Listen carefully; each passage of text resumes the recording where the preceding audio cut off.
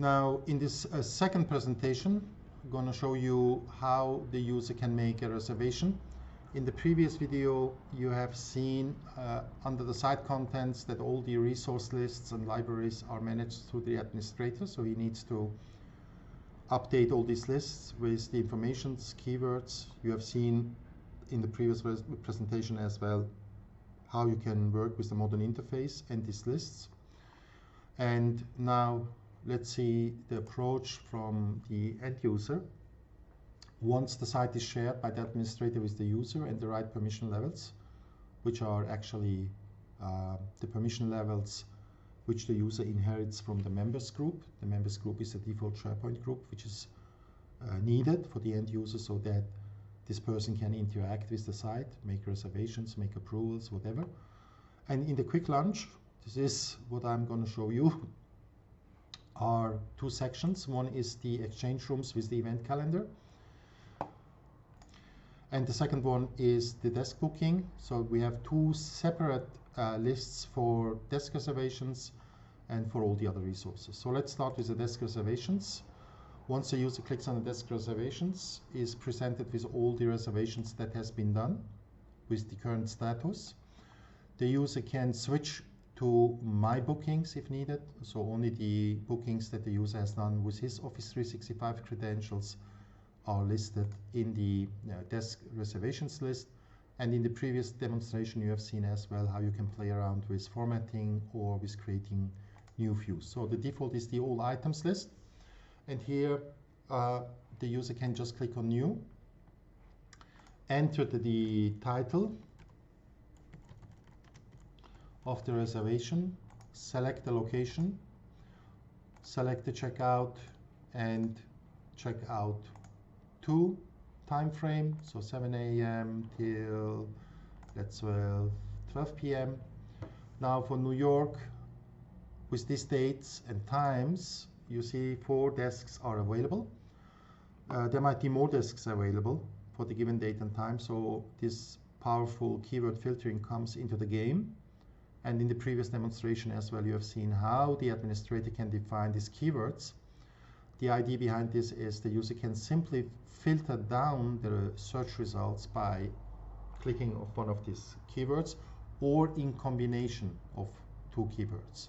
So you see for one microphone one, there's only one desk which matches this criteria. The user selects the desk. He can switch the toggle on here to all day, then it will be automatically reflected as an all-day booking and book the desk.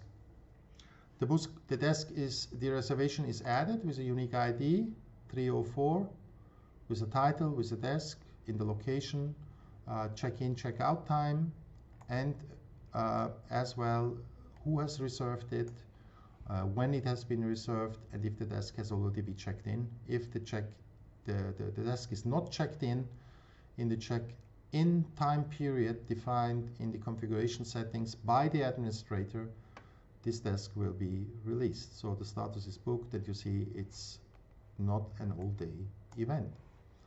The user can edit at any time this reservation that has been done by highlighting the item 304, clicking on edit, and then again the pane here loads all the details of the event, and from here the user could actually again change the desk or change the time or change the location, and would need to search for a free available desk matching the criteria.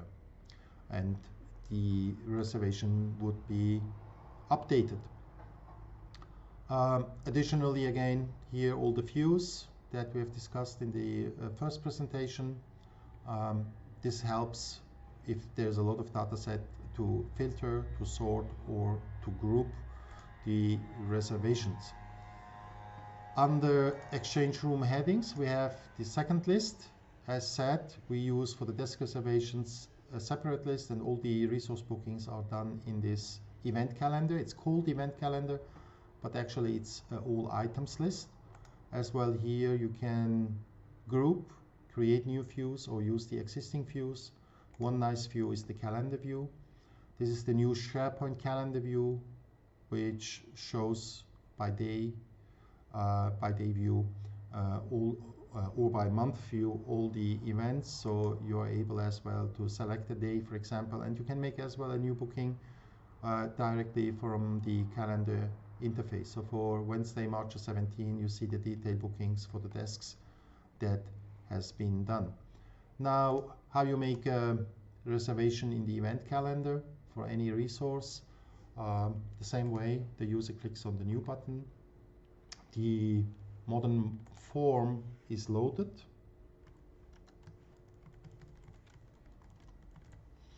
Let's say this is a PSO meeting.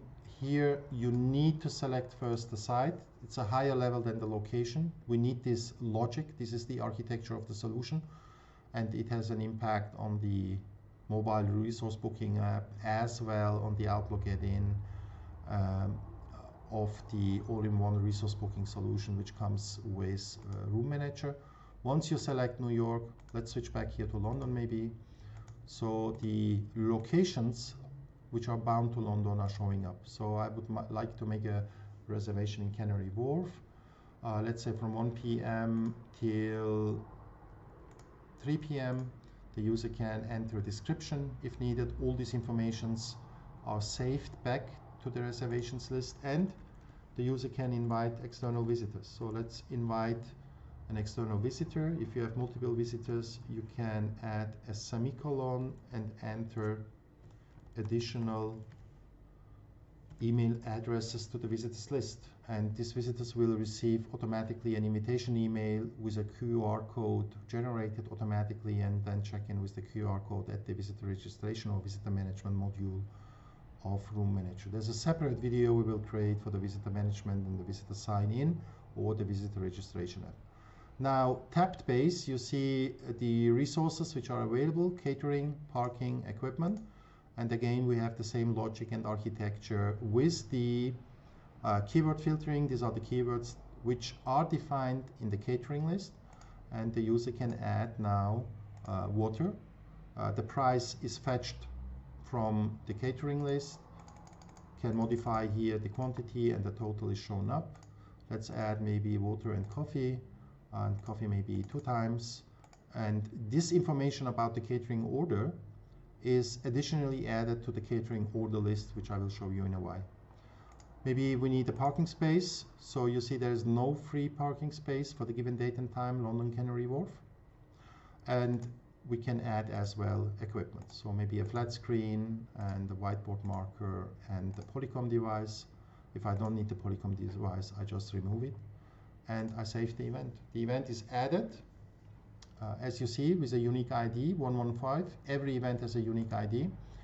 And all the details to this event, to this reservation that I've done are showing up. The status is pending, so content approval is needed. There will be a few and a separate video for content approval.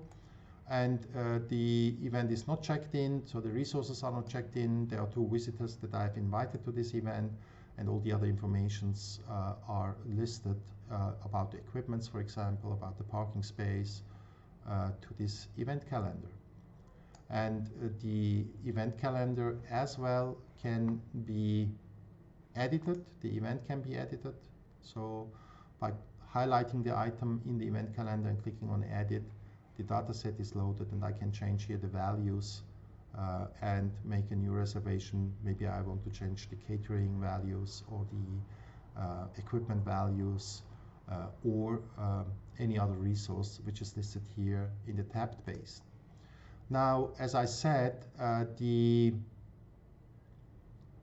this event has 2 visitors and catering orders. So on the site content, I can quickly access the catering order list. So let's see, this is a separate list which adds all these single items to this event. So as far as I remember, it was called something with a PSO. So let's see if here's the reservation with PSO that I have done. By the way, I could directly search by a term here in the new modern interface through this search bar. When I enter here any term, it will search the current list. And you see here the event ID 115 has 2 items. Each item has a unique catering item. and then you see here the values and with the detailed information about this catering order. Now, from here, you can extend the solution by adding notification services. You can use Power Apps, or even more useful, you could set a reminder. And you can as well create with Power Automate a flow, for example, which would send this catering order for the reservation PSO meeting that I have settled up to a catering service, internal or external. So there is a lot of things that can be easily done without programming to fit to your business needs and your business requirements. The second list related to this event that I've booked with visitors is the visitors list. So as well for the visitors list, you will see here that the reservation PSO meeting has been set up. It has a unique ID. And what you see is actually the event ID is 115, but we have two records, 32 and 31. This is because we have two visitors. One was the info@roommanager.com and the second visitor was info@aka. So we create for each visitor a separate record with all the details. The visitors receive the email invitation with the QR code on their phone, and with this QR code they can check in. And once they have updated their name, company name, and these field values, they are checked in. The visitor pass can be printed out directly from the print action button. And the visitor management module, as said, will be in a separate presentation, in a separate YouTube video, where you can understand this is the QR code, which is as an attachment added to the item, and all the details about the visitor information is in the visitors list, and the receptionist as well can as well directly use the new button here and create a visitor. So each time a visitor, an unexpected visitor, for example, drops in, the receptionist can update with this modern interface the visitor record. Let's recap. So we have two headings for one is the event calendar for all resources except the desk booking. All the desks are done in the desk reservations. These powerful lists can be sorted, filtered, exported to Excel. You can even import data sheets from Excel into the lists.